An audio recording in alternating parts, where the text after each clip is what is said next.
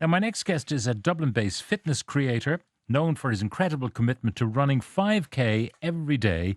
He's just passed 800 days in a row. He's passionate about self-improvement and he inspires others to start their own journey towards getting better in any aspect of their lives. But he went through a serious time with addiction before he got where he is today. His name is Chris Connolly and he's sitting with me now. Chris, good morning and welcome. Pat, thank you very much for having me. I mean, you're an extraordinary man, 5K every day, but some days a lot more than that. Yeah. So only 2 days ago we had ran over 100k in one day, and then yesterday we had ran 21k. We had been doing it for a little boy, Archie, who needs 3.5 million euro to save him from muscular dystrophy.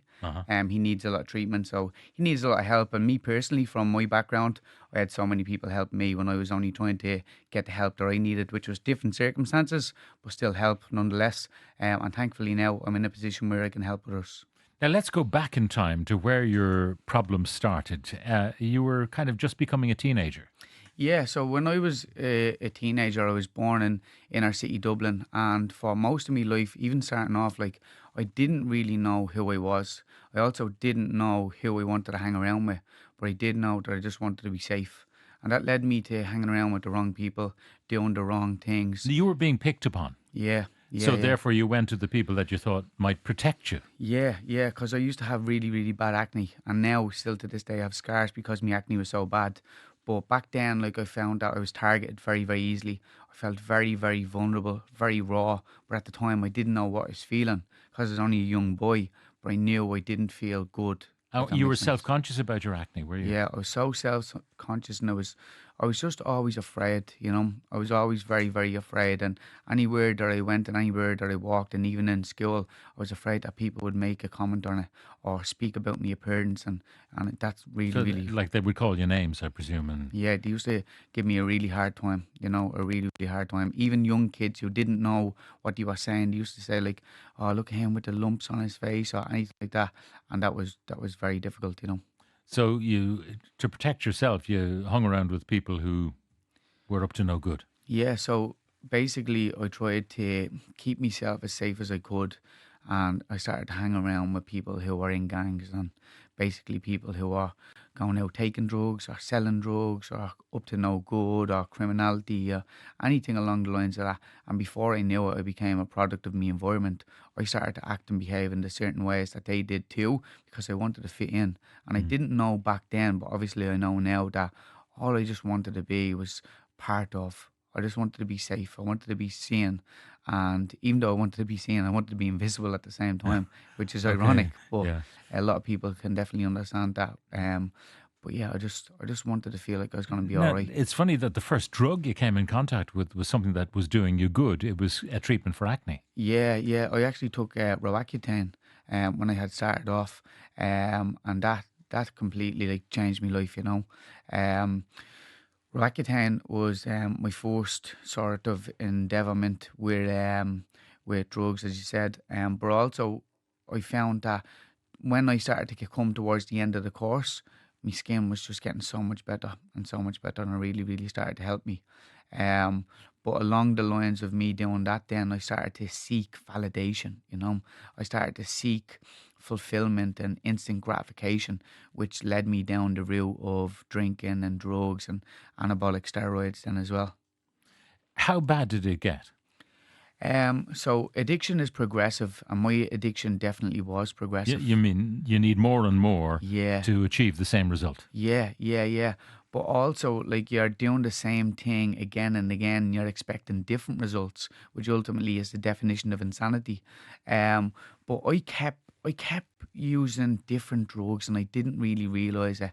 I would use cocaine, and I would use marijuana, and then I found myself going to the gym, and I would be injecting myself with testosterone. And the reason why I was doing all these things because I was always trying to be perceived as somebody who I wasn't. I always wanted the people to think that I was one of the lads or one of the boys or I was this big muscly fella when in reality I was just crumbling from the inside. Now, it did come to a head at one point, didn't it? Yeah, so I say I got away with my drug use for a long time, but a lot of people around me would probably disagree with Yeah. that. Were But you destructive to personal relationships at that time? yeah, yeah, like I had been going out with a lady who's my daughter's mother. She was an absolutely fantastic girl, and unfortunately, I had ruined that relationship. Probably one of the biggest regrets that I've ever had in my life. But that's what drink and drugs and addiction does to you. You hurt the people who love you the most, and that's what I was doing. I was progressively, completely and utterly destroying my whole life. Um, and before I knew it, I had been just binging again and Mm. again with alcohol and cocaine.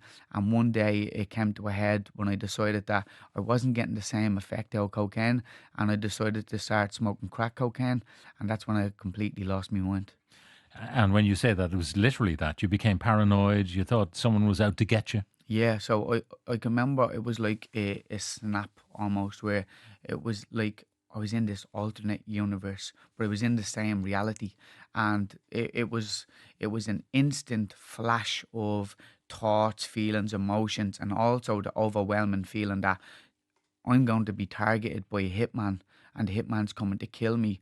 And he's also coerced my family into convincing them that I need to be killed because I've done something that I can't recollect or comprehend, but it's definitely happening. And And you believe that? Absolutely. I so much that I had to flee the country. I ended up getting on a boat in the middle of COVID, and I fled to England. I actually made my way to Holyhead, got 3 trains still to this day, don't know how I done it. Made my way down to London and then start sleeping in bushes and park benches in London. Did you intersect with the authorities when you were in London?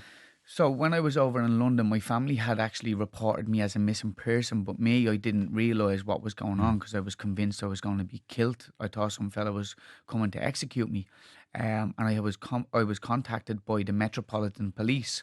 But obviously, in my paranoia, I'm thinking to myself, They're after me as this well. fella thinks that I'm going to believe he's the Metropolitan Police. So I can remember I texted him, send me a picture of your badge, and he sent it to me through WhatsApp. And he was obviously just trying to reassure me. But I was looking at it, I was thinking to myself, these guys think I'm this stupid. And that added into the paranoia. And it's great to be able to laugh at it Yeah. now. But back then I was just so afraid. So afraid. So how were you saved? To be quite honest with you, still to this day, like I can't really put it into words, but it's just by complete and utter luck and love and God, and I don't know, but like my dad and my sister had come over to London to look for me. They had found me, and when they found me, they said, "Look, everything is going to be all right." And they tried to give me a coffee and a pastry, and I can remember thinking the coffee was poisoned. And I looked at my dad, and I was like, this guy wants me dead. And I know it's crazy, it's Yeah. bizarre. But at that time, and anybody who understands psychosis, and that's what I was Yeah. in at the time, drug induced psychosis, you'll understand just how sad it really is.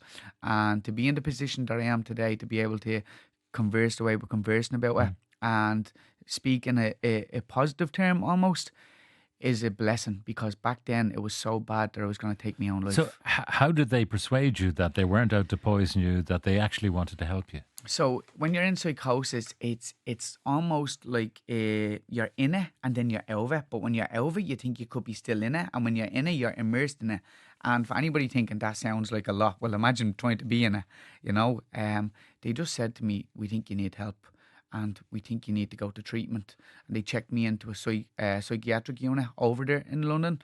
And then I had convinced them in the psychiatric unit that I thought my parents were in on it again, and it created this whole trauma again. But long story short, I end up just listening to them and going home and trusting them. And on the way home, there was still this battle where I was on, because I had to. This was in the middle of COVID. I had to get a boat home, because there was no planes and you weren't allowed to travel. And I was on the boat and I was saying to them, "No, I can't go home. I can't do it. I know there's something going on. And even though you always think that there's not, I promise you there is." So it was this battle, back and forth, back and forth. But the only way I can describe it is by the mercy of God. My nanny and grandfather who passed away were definitely looking down on me, and it's one thing that I believe to this day.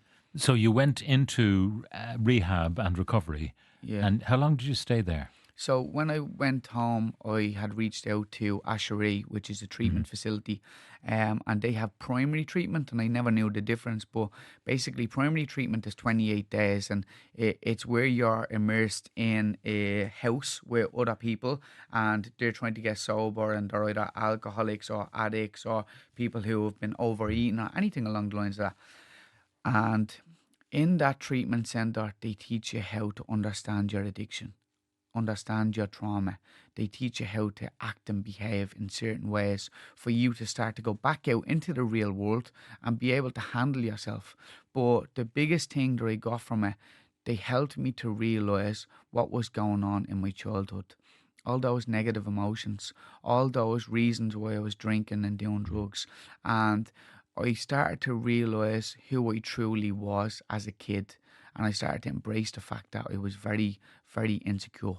I'm very, very afraid, and that I was going to actually be all right. Did you stay for longer than the 28 days? So at the end of the 28 days, they let some people go back into their own surroundings, but they had suggested to me that I needed to do secondary treatment. And secondary treatment is an intensive stay from 3 to 6 months with nine other males.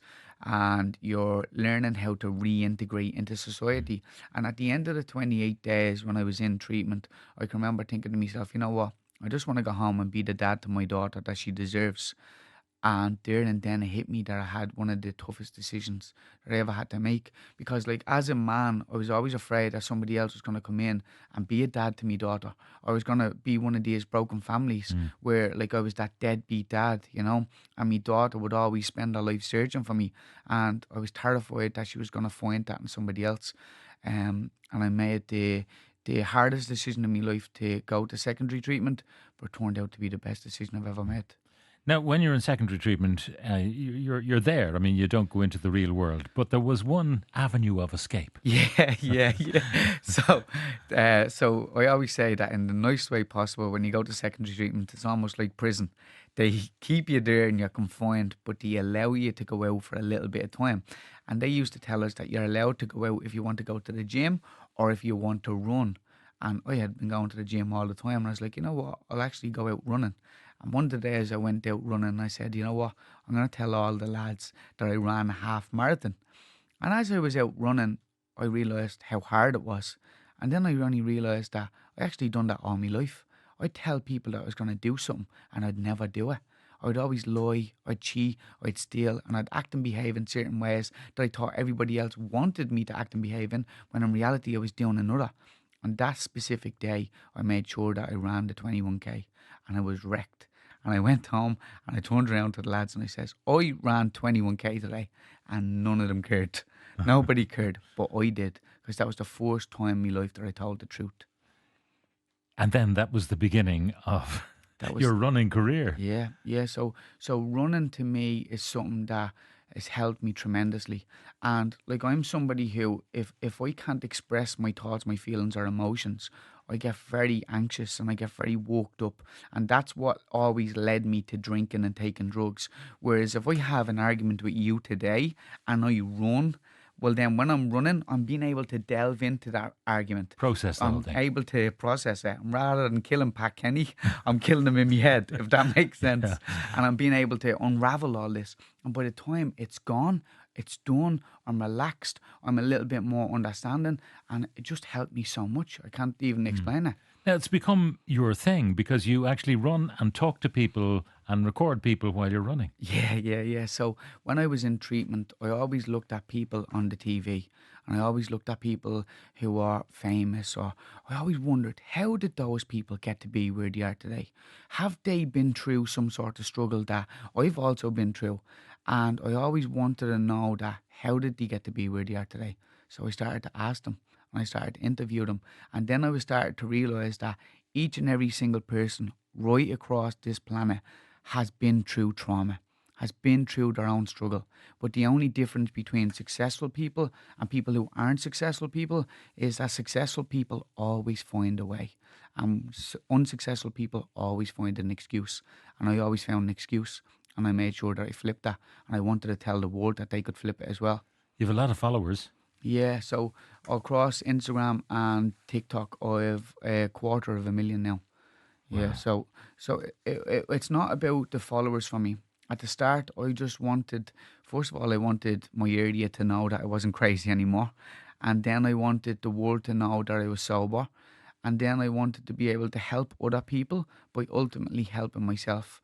I wanted people to know that it was okay not to be okay. I wanted people to know that I've been through certain things in my life and for them to be able to relate, because that's something that really helps me. When I can resonate or relate to somebody who's also gone through a very, very difficult time, even though it's difficult for the both of us, it helps you better together. You know, I think that through struggle and through adversity and through hardship, when you speak to another human being, you connect with each other. And that's what people need, connection. The opposite of addiction is connection. How are things with your daughter now? Brilliant. Brilliant. I have the best relationship with my daughter. My daughter's name is Lucy Jane, and me and her just get on like a house on fire. So much now that she's ringing me and she's asking me where am I, what am I doing, and it's brilliant. Now me and her mother are on the best of terms. We're not together, but that's something that I never thought that I'd be able to salvage. I always thought that I'd be angry or jealous or resentful or trying to stop her from living her life, which I did for a little while, you know. And it took me a lot to realize that like you can always rectify things, you know. Now, in addition to your running and your raising money for really important charities and so on, you have a live show coming up. Yeah, my first ever live show. It's gonna be on the 17th of next month, which is May, in the Ambassador Theatre. And I'll be joined by three of my previous 5K with Chris guests, Eric Roberts, Charlene Murphy, and Paul Merriman. And Ask Paul. ask Paul, you know Yeah. Paul, Oh, yeah. yeah, we know Paul well. Paul is a very, very good friend of mine. And the reason why I had asked Paul to come onto the show is because Paul had helped me tremendously through my sobriety and through getting to be where I am today. And I always say to him, but he's almost like a father figure to me, you know. He's helped me tremendously and so much, in fact, that like I'll never ever be able to pay him back. Even today, he was saying to me that I owe him a certain amount of money, but I'll have to make it up in different ways. No, Paul is a dynamo. Ah, he's There's brilliant. no He's question about it. brilliant. So, 5K with Chris, ongoing. Yeah. Paul obviously was one of those people who ran with you, I presume. Yeah. So the reason behind 5K with Chris is because I want people to see the people who they look up to. You know, everybody looks up to someone, but not everybody realizes that those people who they're looking up to have the same struggles that you have. You know, and that's what I think connects people. Understanding that everybody has struggle, everybody has adversity, but not everybody has those excuses. You know, and Chris, the live show, we better tell people about it because, you know, what you've been saying to me, this would be a fabulous TED Talk. yeah, Really yeah. would. You should be doing a TED Talk. So in the live show, I'll be telling everybody about my struggle. I'll tell everybody about my strength. I'll tell everybody about my adversity, but I'll also be interacting with the crowd, and I'll be getting them up onto a treadmill to do a live version of 5K with Chris. But I'll be asking them some uncomfortable questions, some funny questions, but also I'll be giving them away some prizes then as well along the way. Who sets the speed on the treadmill? I'll set the speed on the treadmill. Anyway, it's on in the Ambassador on the 17th of May. How do people book? So for anybody who wants tickets, the ticket link will be available on my Instagram page. My Instagram handle is Get Better with Chris, and you'll be able to see all the tickets there, all the information, and all the guests in the oncoming days. Chris Connolly, a great pleasure. Thank you very much for joining us in studio.